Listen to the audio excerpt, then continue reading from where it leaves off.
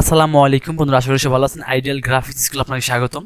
তো আমরা একটা লোগো বানাবো, খান মিডিয়া নিয়ে একটা ইউটিউব চ্যানেল লোগো মেক করবো। তো দেখাবো আমরা 4-5 মিনিটের ভিতরে কীভাবে একটা লোগো ডিজাইন করতে পারি। তো লোগোটা ডিজাইন করার জন্য আমি অ্যাডোবি ইলাস্ট্রেটর ইউজ করবো। অ্যাডোবি ইলাস্ট্রেটর 2019 ইউজ করবো। এটা দিয়ে আমি একটা লোগো ডিজাইন করবো, ঠিক আছে। তো এটা আমি ইনিশিয়াল লোগো ডিজাইন করবো অথবা মনোগ্রাম লোগো ডিজাইন, ঠিক আছে। তো ইজিলি সহজ আমরা লোগো ডিজাইন করার জন্য আমরা কী করবো, আমরা চাইলে এটা ইউটিউব চ্যানেল ইউজ করতে পারি এবং চাইলে আমরা যে কোনো আমাদের ব্র্যান্ডের জন্য ইউজ করতে পারি, ঠিক আছে। খুব সহজে দেখাবো লোগো ডিজাইন করা। তো লোগো ডিজাইন করার জন্য আমরা এখান থেকে আপনার ইলাস্ট্রেটর নেব, শুধু ইলাস্ট্রেটর নিলাম এইভাবে, ঠিক আছে। আমি জাস্ট কোনো লেটার লোগো, এটা মনোগ্রাম লোগো তৈরি করবো, খান মিডিয়া, ঠিক আছে। তো দেখেন আমরা এটা কি করবো, এখানে জাস্ট আমি এখান থেকে স্ট্রোক কালার পরিণত করবো। এটাতে স্ট্রোক কালার পরিণত করার পর আমি এখান থেকে আপনার এটা আমি স্ট্রোক বাড়িয়ে দেবো, ঠিক আছে। তো আমি এখান থেকে জাস্ট এটা দিব আপনার, এখান থেকে আপনার কত 30 দিব এখান থেকে আমি। ওকে 30 দিলাম, ওকে ডান ডান। এখন আমি যেটা করবো, এটা এখান থেকে এটা আমি এখান থেকে এক্সপান্ড করবো এখান থেকে। ওকে এক্সপান্ড করা শেষ। এখান থেকে আমি যেটা করব, এখান থেকে আমি একটা লাইন দিব। লাইন নেওয়ার পরে এখান থেকে আমি 30 দিব এখানে। ওকে ডান, ওকে ডান। এখন যেটা করবো আমি এটা আমি এখান থেকে দেখেন, এটা আমি এই বানাবো, এই করব আমি এটা এখান থেকে এই করব। ওকে করার পরে আমি এখান থেকে আরটা অ্যাঙ্গেল নিব, এই রাখবো। আচ্ছা এই দুটো আমি এক্সপান্ড করে নিই, এখান থেকে এক্সপান্ড না করলে আমি কাজ করতে পারবো না। তারপর আমি যেটা করবো, আমি এখান থেকে রাখলাম, এখান থেকে আমি এটা সরাই রাখলাম। ওকে এখন আমি এটাতে কাজ করার পরে যেটা করবো দেখেন, এটা হালকাই রাখবো। রাখার পর রাখার পরে আমি অলটা ধরবো, ধরার পরে আমি এখান থেকে সবগুলো ধরবো, অলটা ধরে শেপগুলো দিয়ে আমি এটা কেটে দিব। ওকে ডান, এটা কেটে গেল। ওকে এরপর আমি যেটা করবো, আমি এখান থেকে আবার শেপগুলো দিয়ে এটা কেটে দিব। ওকে ডান। এখন আমি যেটা করব, আমি এখান থেকে এটা এই রাখবো, এখান থেকে এটা এই রাখার পরে আমি তাও আবার এই ধরবো, ধরার পরে আমি এখান থেকে আচ্ছা আগে আমি কি এটা মেক করে নিই, এটা এই রাখবো। ওকে এই রাখার পরে আমি এটা কি করব দেখেন, এটা আমি এখান থেকে জাস্ট এখান থেকে আমি যে রিপ্লাই টুলে যাবো, ডাবল ক্লিক করবো, এখান থেকে আমি যে হরিজন্টাল করে দিয়ে কপি করে দিব। দেখেন এটা আমার কপি হয়ে গেল। এখন হওয়ার পরে আমি জাস্ট এখান থেকে এই রাখবো। ওকে ডান। তো এই দুটা ধরবো, ধরার পর আমি হালকা একটু উপর দিয়ে উঠিয়ে দিচ্ছি। ওকে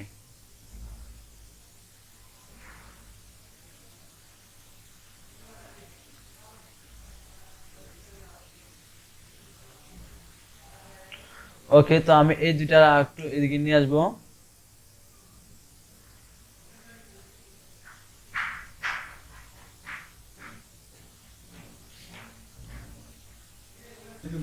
ওকে তো এখন দেখেন আমরা যেটা করবো, এটা আমরা জাস্ট রাখলাম, রাখার পর আমি এটা ধরবো, ধরার পর এখান থেকে আমি এই শেপগুলো টুলে দিয়ে কেটে দিব। এই যে আমি এটা কেটে দিলাম, এটা কেটে দিলাম। ওকে আর কি দরকার নেই আমার, জাস্ট এটা আমি এই কেটে দিব এখান থেকে। ওকে ডান।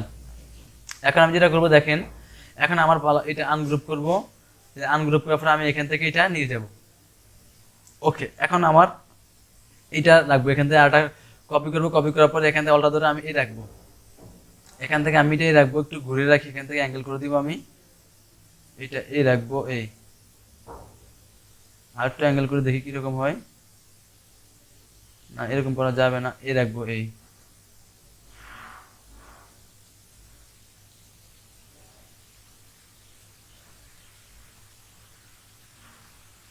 দেখি একটু ঘুরে দেই।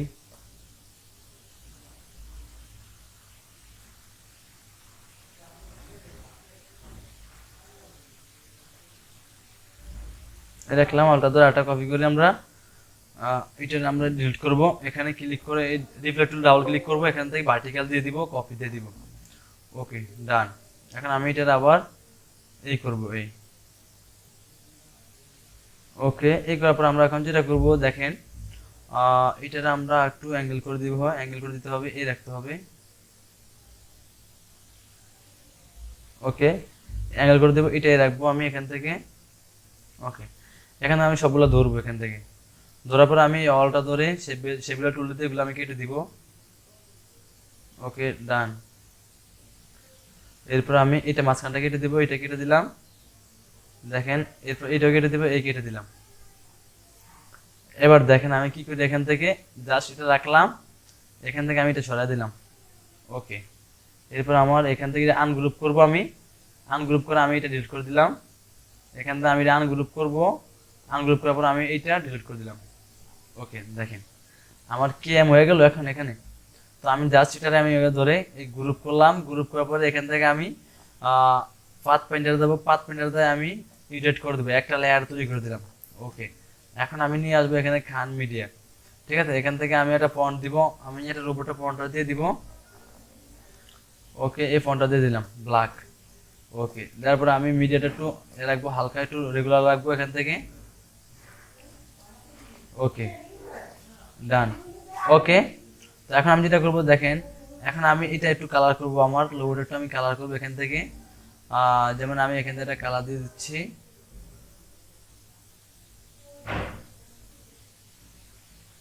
এই রাখবো, লেখাটা আমি সেম কালার করে দিব।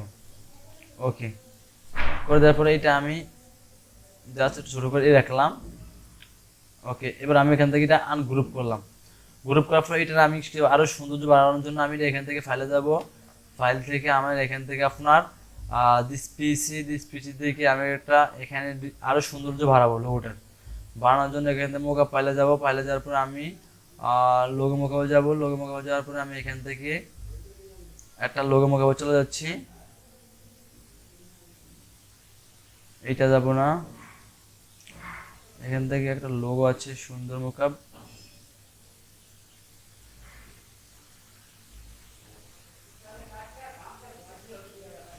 আচ্ছা এটাতে যাব। আচ্ছা ওকে, এখানে যাব, যাওয়ার পরে এখানে এটা রাখবো, রাখার পরে এখানে আমি ডাবল ক্লিক করবো, এটা ডাবল ক্লিক করার পরে এরকম চলে আসছে। ওকে, আসার পরে এটা আমি এখানে রাখবো, রাখার পরে আমি এখান থেকে আমার এই লোগোটা আমি জাস্ট এভাবে ধরে কন্ট্রোল-সি দিয়ে কিবোর্ড থেকে কপি করব এবং আমি এখানে চলে যাব ফটোশপে। যাওয়ার পরে এখানে এটা হাইড করে দিব, এখানে আমি এটা পেস্ট করে দেবো, আমারটা কন্ট্রোল-ভি দিয়ে পেস্ট করে দিব। ওকে, পেস্ট করে দেওয়ার পরে আমি হালকা একটু ছোটো করে নিই, এখানে লোগোটা বেশি বড় হয়ে গেছে। ওকে, এ রাখলাম। ওকে, এ রাখলাম, রাখার পরে এটা দিলাম, কিবোর্ড থেকে কন্ট্রোল-এস দেবো। ঠিক আছে, কন্ট্রোল-এস দেবো, এটা আমার সেভ হবে আপডেটিং স্মার্ট। ওকে, তো এটা আমার সেভ হয়ে গেল। এখন আমি মুখে চলে যাব, দেখেন আমার লোগোটা কিন্তু এখন এখানে সেভ হয়ে গেছে। ঠিক আছে, চাই আমি এখান থেকে আমার গাইডেন কালার করতে পারবো, এখান থেকে আমি এই গাইডেন কালার ইউজ করতে পারবো। ঠিক আছে, তো এখান থেকে আমি লেখাগুলা অবজেক্ট করে দিলে আমি এখান থেকে তাও সেমভাবে এই গাইডেন অবজেক্ট করতে পারবো এখান থেকে। ওকে, তো আমরা এখান থেকে এটা কন্ট্রোল-সি দিয়ে কপি করলাম, আবার ফটোশপে নিয়ে গেলাম, যারপর এটা যদি আমি হাইড করে রাখি, আবার এখান থেকে এটা কন্ট্রোল-ভি দিয়ে পেস্ট করবো, পেস্ট করার পরে জাস্ট এখান থেকে একটু ছোটো করবো, আমি শিফট ধরে এটা একটু ছোটো করবো এভাবে।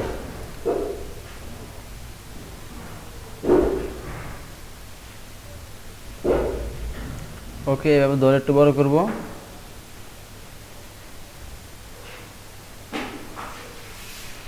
ওকে, কন্ট্রোল-এস দিব, তাও এটার সাথে কি অ্যাডজাস্ট হয়ে যাবে, সেভ হয়ে যাবে।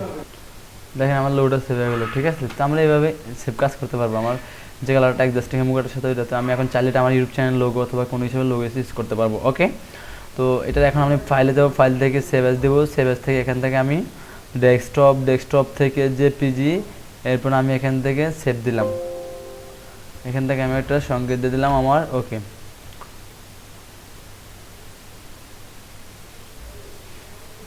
ওকে ডান, আমার এটা সেভ হয়ে গেল। তো বন্ধুরা আজকে পর্যন্ত এটা হলো মনোগ্রাম লোগো, ইনিশিয়াল লোগো বলে, আমরা লেটার লোগো বলে